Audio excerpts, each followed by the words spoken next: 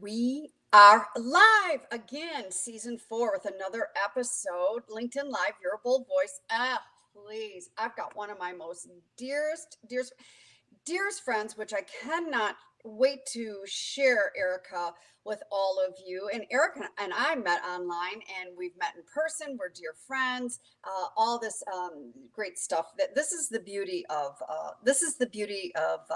social media and connecting. Now, where I will say the beauty of technology isn't going too great in Kim Boudreaux Smith's world today, as we are snowbirding in South Carolina. A few of you know that we have no internet, so thank goodness my husband's iPad is working, and it's with Erica today because I know that she would be very flexible around this. But welcome back, season 4, Your Bold Voice.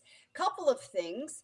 I just received a phenomenal, very prestigious award, which I'm still embracing. And the awards will be later this month in March 23rd and March 24th. I'll put a link into the comments after the show. No, I will not do that today after the show. I will do that as soon as my internet is back and I can get over to my computer. And it's through Career Master Dr. Lisa Wicker does a 2-day event, and she awards and acknowledges 50 women. I'm very honored to be standing amongst these women.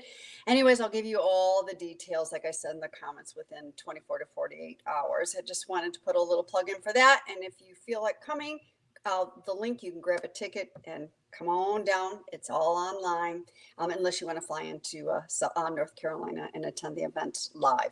What else is going on here? Oh my gosh, so much is going on. But we'll get into that. I don't want to waste any more time. And before I introduce Erica Castner, my very dear friend, as you all are logging on to this live, please say a hi, thumbs up, something. We don't know you're there unless you make a comment. But I do want to say, if myself or Erica do not comment back right away or something, we're not ignoring you. I'm here to focus on this show, and I'm here to focus on my wonderful guest, Erica Castner. Oh my God, for over 2 decades, Erica Castner has helped business owners and personal brands expand their reach on online presence. She is also the host of Voices of Impact podcast. Please make sure you track that down. She has amazing guests on there, and recently has become an Iron Man. And I'm going to say this is what I'm going to add to your bio, Erica. And I was just sharing this story the other day. Erica and her husband, Ed, started doing races, marathons, Ironmans. It's been about 3-4 years Well, now? you came to my first marathon in 2018 in Cleveland. So you and Steve both came to that event. So yeah, 2018 was kind of the kickoff for massive endurance races. And then 2019 came around and we said, let's do a sprint triathlon. And that did not go so well because I got rescued from the water. But I said, I cannot let my triathlon journey end there. And so I went big instead of going home, and I went all the way to Ironman, which I was able to complete in 2022 or 2021, September 2021. And I'm constantly so proud of you, because when Eric and Ed decided after that first marathon in Cleveland, and yes, Steve and I drove down because we're not from Detroit to Cleveland. After that, going even bigger and getting into that, I want everyone to know that Eric and Ed could not swim. They were not swimmers. I mean, and the stories in your journey of the swimming, I'm constantly you're in my thoughts, Erica, around this. Every time you put out a picture when you're training, I'm thinking, oh my God, they couldn't swim a few years ago, and just what you have overcome and what you still go through. And I'm in awe and proud of you constantly for doing this. Thank And you, friend. Thank you so yes, much. It means a yeah. lot. It means a lot. And I'm sure it'll come up in our conversation today, because personal brand or expansion of personal brand, which is what our topic's about today, is more about the journey. If we relate that to being a marathon versus a sprint, so much of us want to get the sprint expectations, but in the evolution of brand awareness, it is very much doing things day in and day out to build up that training muscle in order to to seek the journey. So I'm excited about the conversation today, and thank you for all your kind words, and congratulations on your success in that opening remark of you getting that acknowledgement. You are a true rock star, my friend. So I'm super proud that we get to share the stage again on your platform today. Thank you. I appreciate you so much. Thank you. And by the way, before we go any further, Erica, I did not plan this. Today is International Women's Day. Whoop So whoop. I know. So happy International Women's Day to all of you that are logging in and listening. And please don't be shy. Put a comment in there. If you have any questions from this conversation, we will either address them live today, but just be sure, even after the show, we will both come around and make comments on this LinkedIn Live page. Let's jump on in. Okay. How did you get here? How did you get to the point to become inspired to help these professionals develop their personal brand? And you know what, I've heard the story, but boy, I need a refresher. Awesome. Okay. Well, the Cliff Note version of it, but I think the one that'll be the most impactful is I started my career in the retail space. So I can't believe I'm saying this, 25 years ago. I've been doing since I was 5. Just kidding. I haven't. But essentially over 25 years ago, started my career in retail. And I thought that was going to be my claim to fame. If I worked behind a cosmetic counter, I was going to be set for life. Well, that was my 16-year-old self talking, not my 40-something self-talking today. And so with that said, I gradually did things to help develop brands. Even back in the day when retailers were used to seeing, they didn't have to work as hard. Sure, they had multi-million-dollar budgets to bring people into the store, but they didn't care about the community. I mean, in a big respect, right? Because they didn't have to. They didn't have to worry about drumming up business outside of the store space. But about 10 years into that journey, we started seeing trends of us in the storefront needing to go out into the community and start engaging in relationships and bringing business back into the store.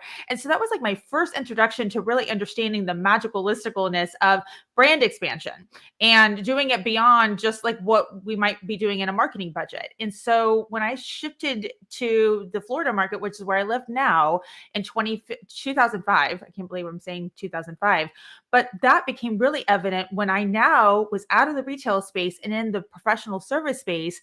And the only way that people knew who I was me going out into the community and saying, "Hi, I'm Erica. This is what I represent. Hi, I'm Erica. What do you do?" And so it was that exchange that kind of started the sparks to landing where I help people today. It's just understanding how do we bridge the gap between people coming to us or us taking the leap and reaching out to other people and letting them know that we exist as service providers, as business owners, as creators, and especially in this noisy market space today. I mean, a lot's happened in 25 years.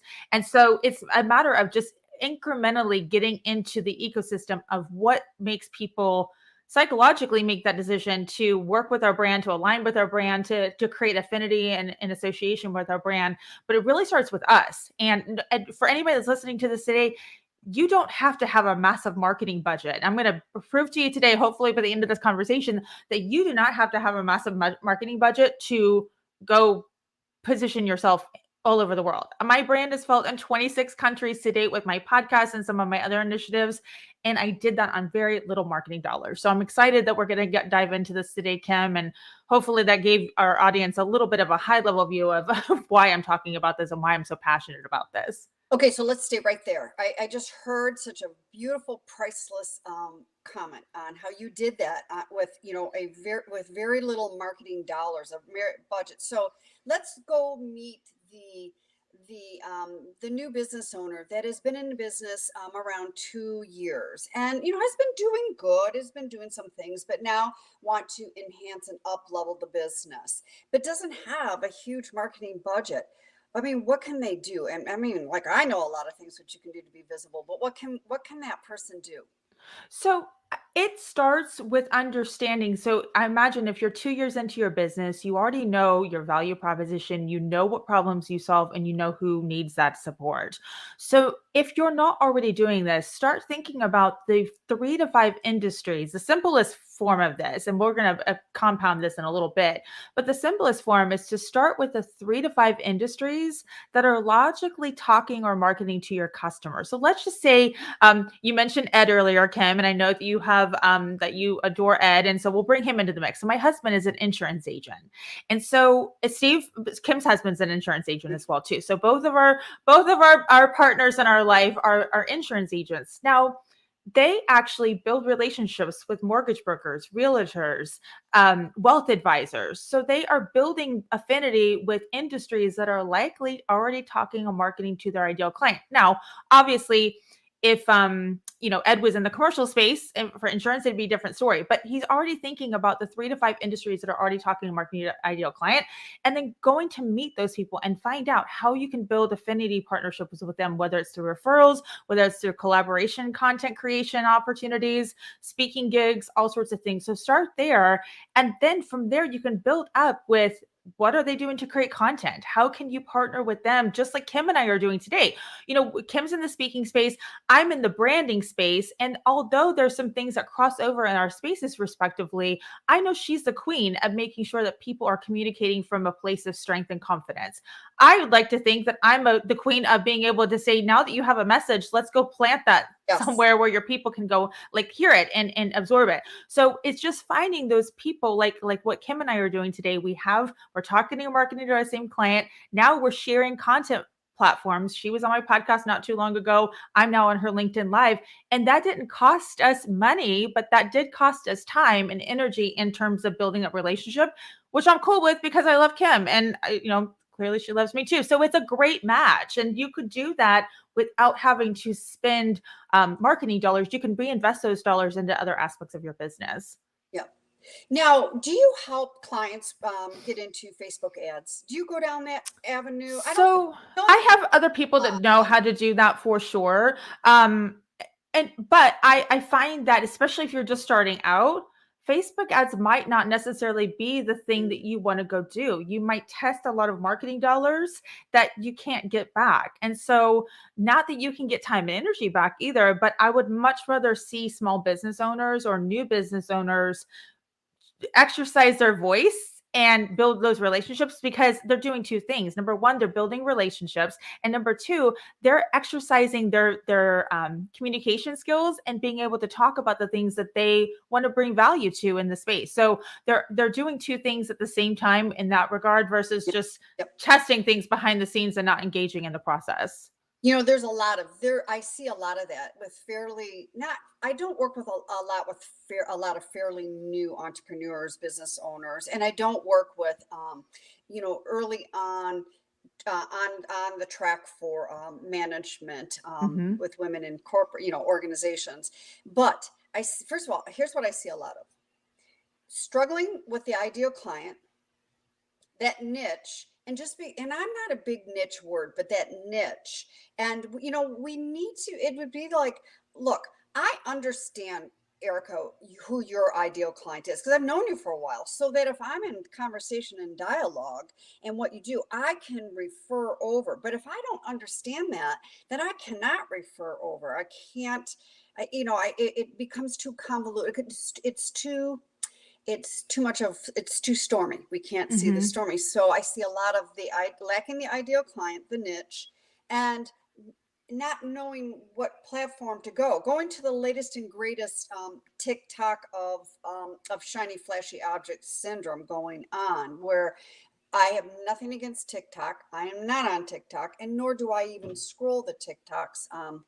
But it's knowing when you get your voice out there and be talking to people, to stop hiding behind all these electronics and get out there, know the platform, know where your client is, and start creating that content. You're on fire right now on Instagram around with the podcast. I'm giggling at some of yours. You actually, around with the podcast. And I'm a big proponent on get visible, pitch Mhm. podcasts. And by the way, and that's again a lot what you are talking about right now, the podcasting and things like that is, I'm just going to say this: please do not go on a back end to someone like Erica, who's got a phenomenal podcast. I encourage everyone listening, if you have not been a guest, please do a proper pitch. Mhm. Don't just say, "Hey, Erica, I'd like to be a guest." Please, I teach this. Please do a proper pitch Yeah. to her, and because I'm going to tell you right now, I know Erica books out. because we just don't book our guests for next week. We book out and get in the queue if this is an ideal podcast to be in, and make sure you have watched a couple of her podcasts before you pitch her to make sure that there's a good fit. Yeah, That goes not just for Erica, it goes for Kim Boudreaux Smith, it goes for any other podcast for that you sure. want on. So I wanted to bring that up today too. Is, I see some of these people just asking to be on our shows. I love the ask. I cannot promote asking, but make sure you're ready once you get that yes to take it to the next level of doing a proper pitch, and be ready. Be ready. Yeah. Yeah, for sure. And to that point, Kim, it's really more about doing the little things up front in order to posture yourself when it's ready to pitch. So I'm talking about, and I'm sure Kim can dive deeper on these things in the work that she does, but it's making sure that you have all your assets together. So do you have your bio? Do you have the topics that you speak on? Do you have all your, like, all the links to where people can connect with you? What's your angle, like, essentially what, and then also on top of this, more importantly, what's the angle that you're going to approach these podcast hosts? Or if it's not a podcast host, maybe it's a, like with Kim and her LinkedIn live segment, whether it's a virtual speaking opportunity or speaking at a local country club for your women's group, or like whatever it is that you're trying to do. You want to be sure that you have all of those assets in your back pocket. You can pull them out. And this is, I want everybody to lean on this, but making sure that you're pitching from a place of service, not a place of look at me. Because I tell you what, right now, especially in these times where what you do, what Kim and I do respectively, there are other people out there that are doing what we do. And the value that we're adding to the mix is being, number one, prepared. Number two, we also have a lot of people in our ecosystem. We have a huge curated network that we've created behind the scenes that adds value to any stage that we speak on. And so being able to come to the table with your prepared topics and knowing what you're going to add value to their audience about, not about like, well, I want this and I'm this and I did this. That's part of your story. But more importantly, a podcast host or a speaker that, or sorry, an event organizer is looking for speakers. They want to know, how are you adding like insight or tips or information that's going to help their audience grow and develop or do the things that they want to achieve with that result. So just keep that in mind, because it'll save you a lot of time in the long run, especially if you're trying to build personal brand with other people's audiences. That's going to be the first part of that, is just knowing how you can help their audience. Yeah. Clear, concise, straightforward. Just Mhm. lay it on in there again. And yes, it's not, I would not be pitching Erica's podcast of what I can do. It's how I can serve her audience. It is so important. The same thing with speaking, when we have speaker sheets, Mhm. and have all that. I'm a big proponent of, I don't want to start fishing and hunting and on the fly make things up. I'm a copy paste kind of girl.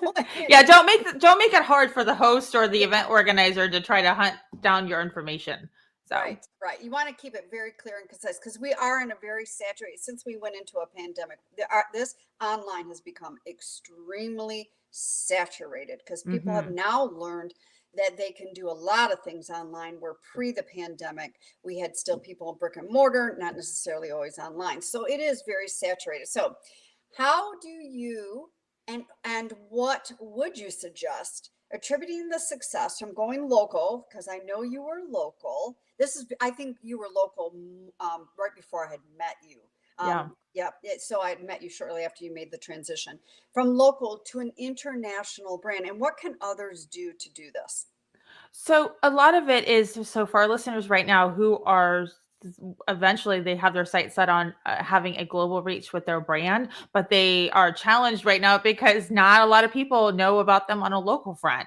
Start there. Start building relationships with people in your own backyard. It's the easiest way for you to start exercising. Again, going back to exercising your communication skills, I would much rather people, and this is going to sound counterintuitive when I say this, but I would much rather people fall flat on their face with their communication Yes. skills Yep.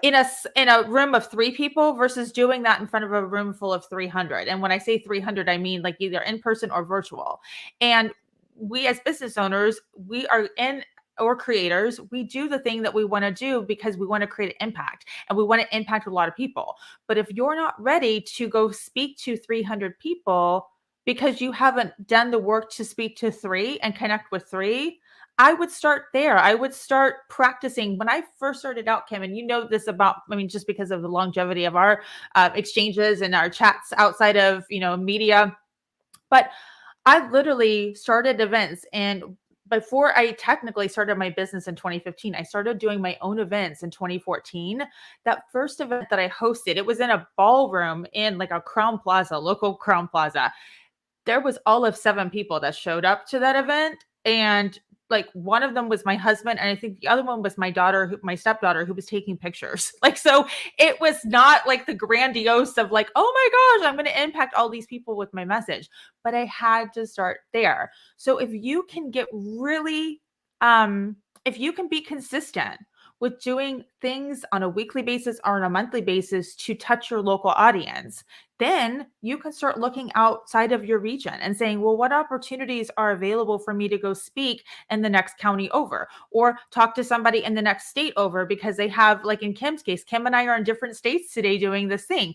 But we've had a Kim, we've been friends, what, 8 years almost? Yeah. 7 or 8 years. Yeah. So this wouldn't have happened 7 or 8 years ago, perhaps, because maybe Kim and I weren't in that place to be able to talk about the things that we do today. We evolved. So for anybody that's listening to this that wants global impact, start where you're at today. Don't be embarrassed by that. Get really good at practicing your message. Get uncomfortable with get comfortable with the uncomfortable, because that's going to exercise and stretch you to where if it's local, then you can move on to regional, then statewide, then national, and then global. But it's a transition. I didn't get to impacting 26 countries overnight. I started podcasting in 2015, and through that evolution of me being a podcaster and talking to rock stars like Kim, and building partnerships, I was able to reach out. But that started because I was willing to do the work on a local front, not just expect that it was going to happen because I said, oh yeah, I want to be a global brand, when I didn't do any of the work. It's as you're talking, Erica, I'm imagining, what you and Ed just went through, building a beautiful home. You guys have moved it, so I'm just visioning that building of the home. We don't just say, okay, I want to build a home and then the roof is up and we move in tomorrow. I mean, it starts with the foundation, and then the 2x4s and the electrical and the plumbing, and, then the roof, and then the furnishings and all that, so it's steps, and Yeah. I like that because I have clients that are so nervous and filled with the nerves and the fear. And I don't like talking about nerves and the fear. I like bringing it into the sensations, because we can be scared, chest pounding, butterflies in the gut, excited, and be scared, excited together, and have mixed, have those beautiful multiple emotions. But I have a lot of clients that are so nerve wracked to go on a podcast. That's why I say just take the first step. Go on maybe a podcast that someone's fairly new and needs that support, needs that practice, needs that support, as opposed, like you said, oh, I want to be on the podcast of Jenna Kutcher, who's, the gold digger, has millions. Right. And then we fall on our face, or we're, not to say fall on our face. It's almost like, and I believe yeah. I mean, let's just call it out for what it is. Yeah. I mean, and again, to your point, I think that there is a lot of value at matching energies, right? So partnering with people that are, if you're just starting out, partnering with other people that are just starting out, so you can grow together. And the only way that you're going to grow is if you surround yourself with people that are willing to grow also. So Kim and I, again, we've been friends for 7 or 8 years now. We have grown together respectively. Now, Kim has been at other capacities in her business a lot longer than I have. She's got her entrepreneurial spirit has, she has more experience in that arena, but we're both willing to grow together and grow in other areas, and then come together and say, okay, what are you learning? What are you learning? And then how can we add value to our platforms? Or do we keep that information to ourselves because, we just need to, because it's girlfriend chat and we just need to, whatever it is, but be in the place of, I think for anybody that's considering growing their brand, find the people that are willing to grow and exercise their muscles and this stuff. Because if you're just surrounding yourself with people that think that they're too awesome for growth, guess what? You're going to eventually be in that place and you're going to plateau and you're not going to excel to that next level. So challenge yourself. That's the other piece of this. Challenge yourself to find those people that are willing to grow. Yes, absolutely, and they're willing to be supported. And by the way, again, and I keep using podcasts because this is a LinkedIn Live, and you have a podcast, and I'm Yeah. doing a lot of talk about podcasts and Instagrams right now. Is even though a lot of people see, well, gosh, Cam, Erica, you guys have been around for a while. You don't have to do the reels on Instagram to get your following. Now, I used to be a queen because I had queen of following. I needed following because I had the internet radio station. I needed listeners. Yeah. I needed the numbers. But now, always those numbers and having all those followers do not convert over to business. So get real clear about that. Mm-hmm. And you don't always have to be on a podcaster that has millions of listeners either. You could be on a podcast host that just launched, and he or she has got maybe 1,000 followers. I mean, I put me in front of 300 that I know that are my target ideal client. Boy, and I can really rock it. I don't need those multiple numbers. So there's two folds to that, as well as that brand, awareness. Tell me, what's the common mistake that you see with these business owners when they're scaling their brand awareness? Playing for metrics that are not managing their bottom line. I mean, like, you couldn't have teed that up any better, right? So if you're all caught up in the gram, if you're all caught up in, making sure that there's 27 trillion followers hanging out on whatever social media platform you are choosing for the day, and not taking the time to understand the narrative of what's going on inside of the headspace of your ideal clients, because there's an audience, right? There's a like Amy Porterfield said this the other day on her recent podcast, and it really got me thinking, because I think that she, and like the work that she does, and I believe you're somewhat familiar with Amy's work, Kim, Mm-hmm. but some of her work in terms of like course creation, like she used to look at it from ideal client. And here lately, especially with a lot of the racial and social injustices that are going on today, it's not inclusive to look at it from just one client. It's looking at it from a collective. So if you are putting yourself out there in the lens of thinking about the audience, like your ideal audience and the types of people you want to help, the goals that you want them to achieve, if you're focusing on that, you will scale. There's no way around it. It might not necessarily look like millions and trillions of followers, and that's okay, because you're not meant to, as one person, especially if you're a solopreneur right now or a content creator who is, it's either one person show or a small team. You cannot serve at that capacity thousands and millions of people, but could you serve tens or hundreds of people in the capacity you are? So take into consideration, at the end of the day, Kim said it earlier in this chat, who is that message for? Getting really clear and concise on who that's for, and being able to speak and create content or position yourself in front of that ideal audience, versus trying to say, how can I let all these people into my ecosystem, when they don't give a damn about what you do, or and you don't necessarily want to help them either, because you don't have the capacity to help them in the position you're in right now. I don't have the capacity in my boat with the small team that I have. They're rock stars, but I don't have the capacity to help millions right now. And nor do I want to at this point in the juncture. Does that mean 5 years from now it could look different? Sure. But we are primed and positioned to help the hundreds of thousands of people that we can right now, because that we have grown that way. We haven't been so caught up in like, let me get all the followers, when the followers don't transact to dollars and they can't pad your bottom line. Yeah, exactly. That's why be so clear where your audience is hanging out. Get real clear with that audience, whom that audience is, what that audience looks like, and go find where they're hanging out. If they're hanging out on Instagram, then hang out on Instagram. Here's one of the things I've heard you also talk about, and over the years that I've known you, is it's 80% now, and you can correct me if I'm wrong, because I'm not the this brand awareness person. 80% content, 20% to call to action. Content, content, content, content. And correct me if I'm wrong.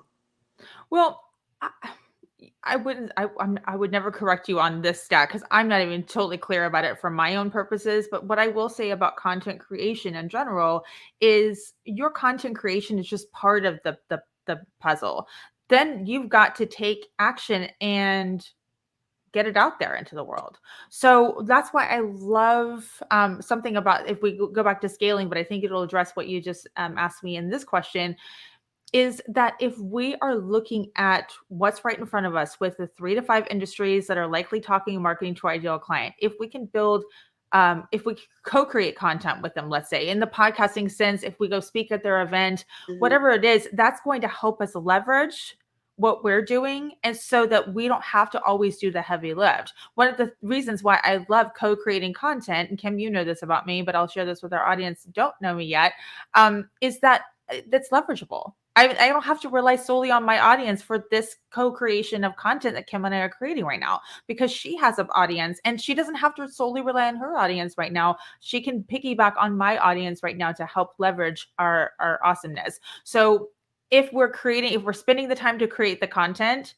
the easiest way to leverage that is to get somebody else involved in the process, but making sure that you're aligned with people that are likely marketing and talking to your ideal customer, and that are not snakes. They're people that you have spent some time getting to know and vet, and that that they could do a good job and showcase you well, and vice versa. You're going to be an awesome steward of their energy as well. Great. Yeah. I love, the co-creation of the content, because I think this about me. I don't like creating content. No, and most people don't, but they have to do it because they're like, how else are people going to know about who I am and what I represent, how I can help them? So it's a machine that we've got to feed. But if we can be a little more strategic about it and partner with other people that have already built an established audience, and be thoughtful in the way that we're delivering what we have to share and how it's going to help people, then it's a huge win for both audiences. For everybody. Yeah. That's a very beautiful strategic partnership, because not everybody also too is going to buy from you. It could a person could be a strategic referral partnership, or like Erica's talking about, a partnership like this. I'm on her podcast, she's on my LinkedIn Live. It just get with partnerships, and again, yes, content creation, and that's all I'm going to say, because I can't preach that, because that's one of my biggest struggles. I put it out there, is one of my biggest struggles of creating content. You're very good about it, Erica. But we're going to change that though this year with Kim Woodrow Smith, because yes, just like any other business owner, I'm up leveling, I'm bringing it up, I'm enhancing it. And so we do have to create that content. And, and there's that other C word, is there's a lot of talk about consistency out there, but just find your groove of consistency. Because honestly, first of all, I am not going to make the time to post every day, but I'm on social media every day, engaging. Yeah. Yeah. And you bring up a good point. And this goes back to my sweet husband, Ed. So that cat is probably one of the most connected people in his niche, if you will. And I'm not exaggerating when I say that. But the guy is not on social media. The only time he's ever on social media is if recently I just dragged him into one of my reels. That is the only time that he's ever on social media, is if I take a picture and put it on Facebook or LinkedIn. I don't think we ever do much on LinkedIn. We do somewhat, but that's a different story for another day. So it is possible to build a thriving book of business without having a single follower on social media. How my husband did it was through relationships and just knowing what his end result was in terms of what he wanted to accomplish, aligning with those 3 to 5 industries, finding people within those industries to support his mission and be of service to those people as he, grows his book of business. Yeah. And to be, how long has Ed been in this position that he's in? I know I say it's fairly new, but I don't mean fairly new, like 2 years. So he's been an insurance agent since 2007, but he switched gears with his niche in 2014. So right about the time that I launched my business is when he was like, I think I'm going to kind of try this new niche on with my insurance business. And, insurance agents they're compensated by their book. I mean, they don't get, an hourly, they don't get a salary. They're compensated based on what they sell and what they produce. So it was very scary, but he's been able to do a fantastic job at making sure that he's aligned with his objectives and helping other people through theirs. Yeah, and it's interesting because we have these dialogues with my husband. Steve's been in the insurance business for 30 years. So all this social media stuff. I mean, no way. Mm-mm. You know, Yeah. and there's compliances and stuff. Now, Yeah. well, you know, he'll make comments, but he over on LinkedIn, he utilizes LinkedIn. And I'm just going to say this, and again, Erica and I are not the LinkedIn gurus. There are, if you need a LinkedIn guru, I can refer you to some LinkedIn gurus, but he will utilize LinkedIn. If he's going into a fairly new account, he will get on LinkedIn beforehand to research about the Yeah. account, the person he's meeting with. So there's a lot of ways to be utilizing this social media, but same thing, you know, Steve knows how to leverage his relationships, and he's Yeah. been doing this forever. I mean, my husband wouldn't know how to do anything else. I mean, he's going to go down with the book of business. Right. Yeah. All Well, puff up.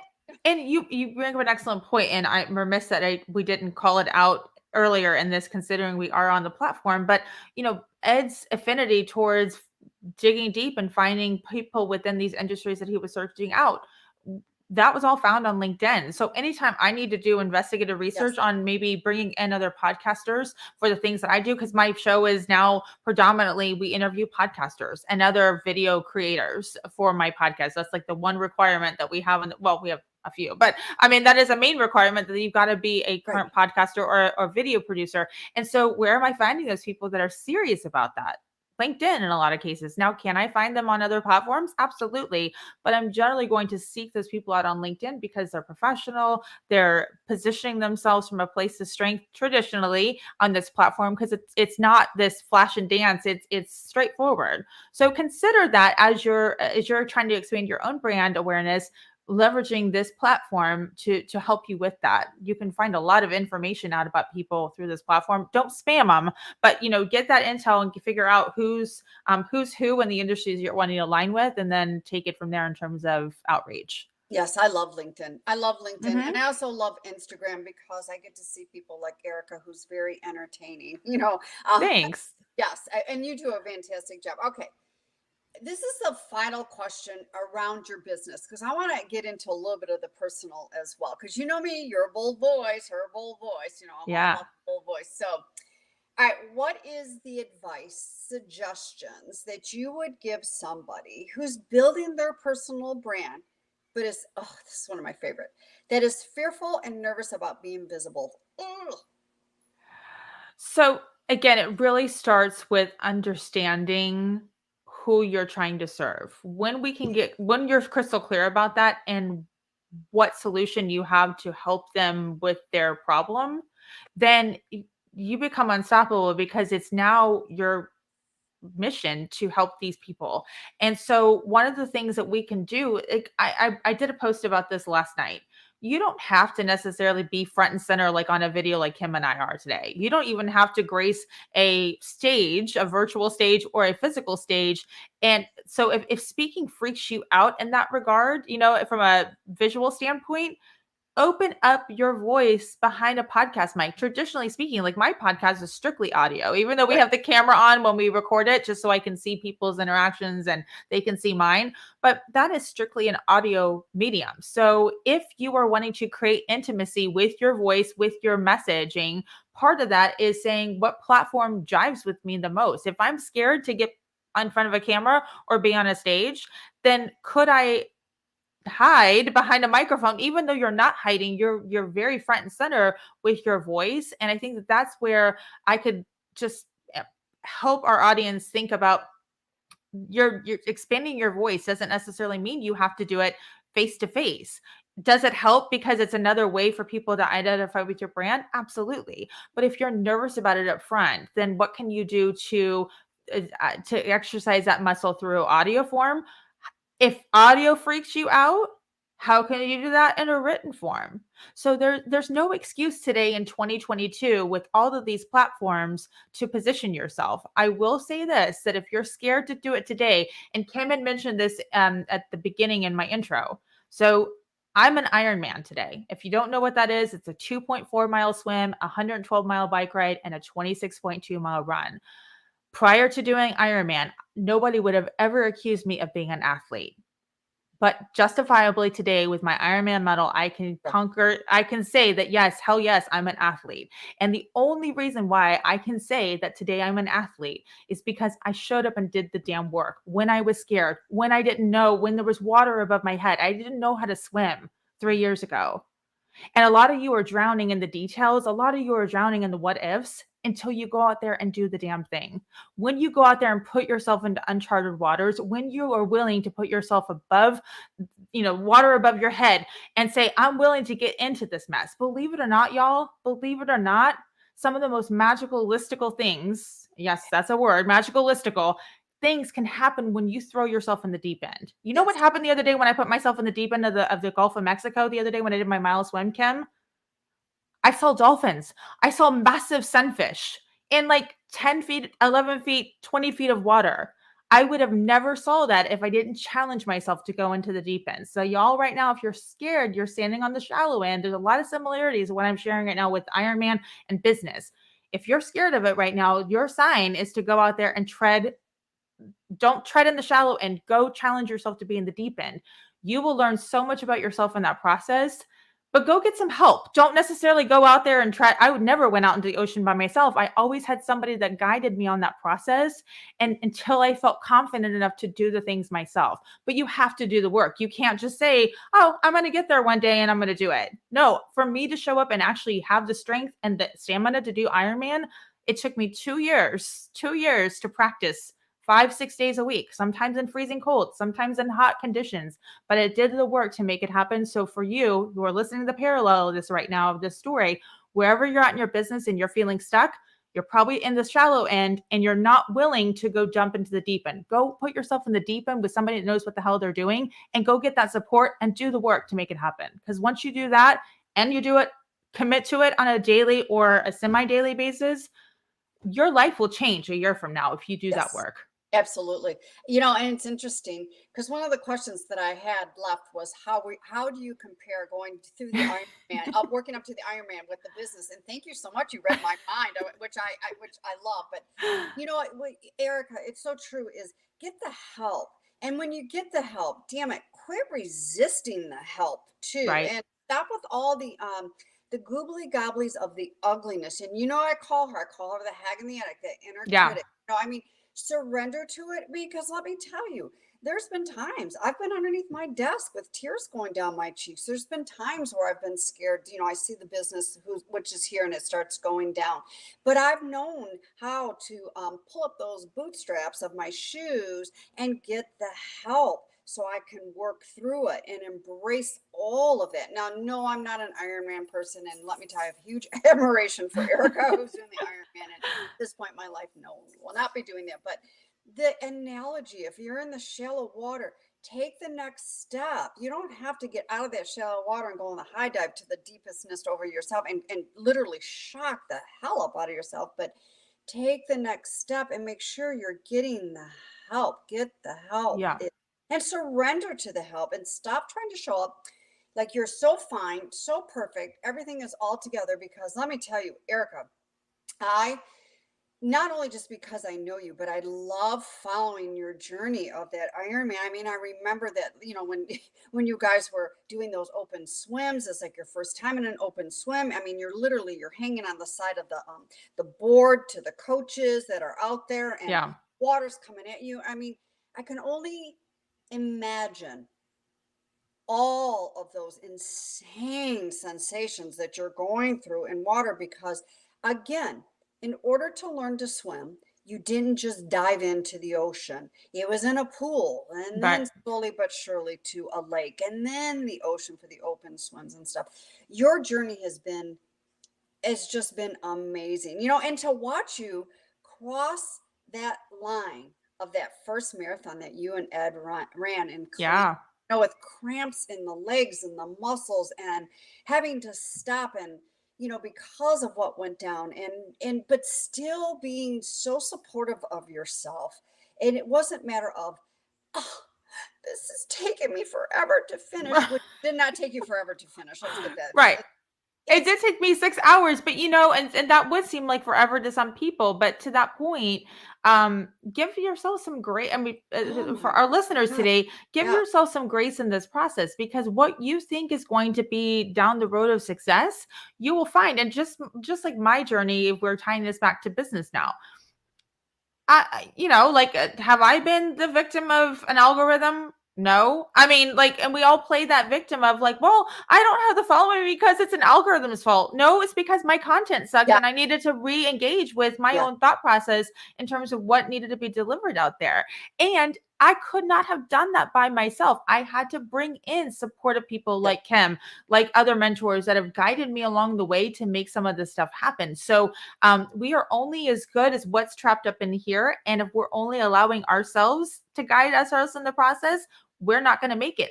Going back to Ironman, there's no way in hell I would have been able to do that Yes. thing by myself. I needed to invest in a coach. I'm so grateful, coaches, I should say, and a whole team of people that support me. So big shout out to Heart and Soul Ironman team. They helped me cross that finish line, but I still had to show up and do the work. I Yes. couldn't bypass that, even though I had coaches and mentors. So for those of you right now who are like, oh gosh, I have coaches, but if you're not doing the work, and if you're complaining about the process and mad that you're not further along the process, there's probably a reason for that, that you're not doing the work deep enough to make it manifest into something that needs to transpire for you. And Yeah. we won't be able to, Kim and I can't crack that code right here on a live stream without engaging in a conversation, but I have these kinds of conversations. Kim has these kinds of conversations all the time to understand what's going on behind the scenes so we can move you forward. And I Right. think a lot of that is just, if you want to move forward, you've got to kind of look back and say, what's not working in this current scenario that I'm in right now? And how can I propel myself forward with either resources or training or practice to Yeah. make some of this stuff happen for me? Yeah, you have to be it's that it's allowing ease and grace and being open that in order to propel forward, there's going to be changes. There's going to be those icky feelings and sensations. There is, we're human, I mean, there might be tears, and then after the tears, there might be a lot of laughter, which gives a Yeah. great gut workout. But is being open to that, and I agree. And and Eric, I know you never would have quit, because I know you and Ed were very committed to doing this, and this is something that the two of you do together, which is so awesome. Thank you. And you never would have quit. But I know that there were times when you were pulled out of the water and you're like on the beach crying because you thought you were disqualified, and you were not. And they're like, and the coach came, get your ass back in there and keep going. And you kept going. And it doesn't matter if you were, unqualified because of what went. And I remember that whole Yeah, thing. way back in Like, the day with my yes, triathlon, the first triathlon I did. yes, Yeah. And yes, so, to that point, and even on the Ironman journey, I know we're probably going to have to wrap this up here soon, but, it was painful, like, especially on the essentially the walk that I did for my marathon portion of my Ironman. I did a whole podcast episode on this, and we'll have to probably link it into the show notes if you do that for this episode, Kim, at some point. But I was literally screaming at the top of my lungs, pain is temporary, Ironman is forever. Pain is temporary, Ironman is forever. There was people probably in these neighborhoods that thought I was a crazy lady, but they knew what was going on. They knew that Ironman was happening. But I say all that to you today because whatever you're struggling with right now, the pain is temporary. The goal that you want to achieve, the finish line you want to cross, that accomplishment's forever. Nobody can take that away from you, but it's going to suck. You're going to feel like that there's times where people aren't paying attention to your brand. There's going to be times where whatever you're doing in terms of your sales page or the offers that you're making are not landing. That's okay. It doesn't mean that you suck. It doesn't mean that you're a failure. It just means that now you have data that's going to drive your decisions moving forward. And that yes, data and that information to drive you forward, if you quit on that, you might as well quit and pack up the whole, shop and call it a day.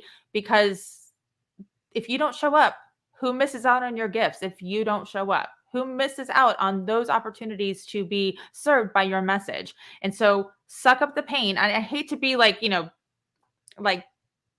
what's the word I'm looking for? Like stereotypical, that's not the word. What's the word I'm looking for right now, Kim? like the like like basic on this information right now, like and simple, but like in the simplest form. And a lot of people get into their own way and complicate Yes, this they stuff. do. It doesn't Yep. have to be complicated. Simple, simple, simple. Show up and do the work. Try on things. Get messy with it, and don't think you're a failure because something doesn't pan out. Try it again tomorrow. And if you're struggling with it still, go invest yourself or go invest in some coaching or some support to help you get across that finish line faster and more efficiently. Yeah, agreed. 500% agreed. Okay, where can everyone get in contact with you and connect with you besides here on LinkedIn? And by the way, everyone connect with her on Instagram. We're crossing platforms here, being on LinkedIn Live, but gosh, go over on Instagram as Yes. well. So I highly recommend that y'all can connect with me on LinkedIn, which is great. But I also have the podcast, Voices of Impact podcast. So if you head on over to ericacastner.com/podcast, it's a great way to connect with some of the things that I'm doing over there. And we'll have to link your episode too, Kim, because I know we did your episode on my Voices of Impact podcast not too long ago. But it's a great place to just hear from high vibe women that are doing kick ass stuff. So head on over to ericacastner.com/podcast. Yes, thank you. All right, final question. Final question, because I knew this was going to happen. I knew we were going to go over 45 minutes. I cannot wrap it up with you, Erica. Final question. What's the one thing out there for your bold voice that is still hanging on that you are journeying through? So for me, it's definitely a book. It's definitely something that I have been ruminating for a long time. I have one or two titles that I'm floating around in my headspace at the moment. And I feel like my, believe it or not, I know we keep talking about Iron Man, but I feel like my Iron Man journey helped me in a lot of ways correlate that the stories that I have in my head that I want to share in a book one day. Um, Help me formulate those things that will make it more concrete and more approachable for people. I don't think I would have been able to, and it'll be a very business focused book, but lots of storytelling, and I think a lot of around the journey and being okay with it being messy. I don't think I would have been able to have that grace in this story if it wasn't for Iron Man and that journey. So it will be a very business focused book, but it'll have a lot of that grit and that tenacity from the approach of other aspects of our world. And I expect nothing less when you put that grit and that tenacity. Absolutely. Thank you, Erica, for being my guest today on International Women's Day. Was Oh not my gosh, how fun. I'm so blessed to have you in my life, Kim. Thank you. Thank you from the bottom of um, my heart. I appreciate you, thank you. love. Thank you. I received that, and I'm also going to share that right back to you because you know these feelings are mutual. Please join us right here, same place, same time next week for another LinkedIn Live Your Bold Voice. Wrapping up the season ends at the end of March, so we've got a couple more guests coming on here, and then I've got some new and different things up my sleeve for season 5. Not going to share yet because it's just still ruminating up here, but I'm excited about it. So get out there, everybody. Happy Women's International Day. Make it a great day. Make it a great week. And we'll see you right here next week. Bye, y'all.